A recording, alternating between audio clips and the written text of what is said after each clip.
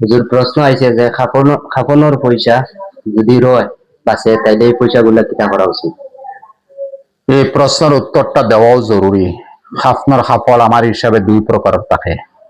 এক প্রকার ইয়া তাহলো নিজের মা, চাচি, বোন, বাপ, ভাই মারা গেছেন, আমি আমার সম্পদ থেকে, আমার দৌলত থেকে আমি একলা দিয়ার।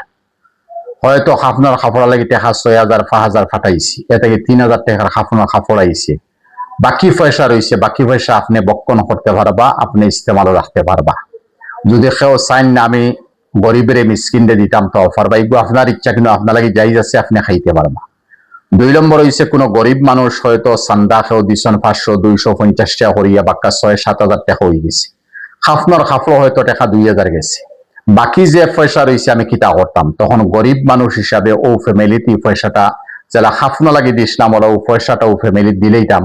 তারার গড় খরচ নাই, হয়তো বেমারি মানুষ আছেন, তারার বহুত পরিশানি আছে, আর বড় খানিবনির মধ্যে অসুবিধা চলে, এক উচিলায় খাফনার পয়সা রয়েছে, তারা খাওয়া, এই খাওয়ার মধ্যে কোনো শখ করবা না, কোনো মকরুও নাই, হারামও নাই, এই সমস্ত শরীয়তে জায়েজ করে দিচ্ছে।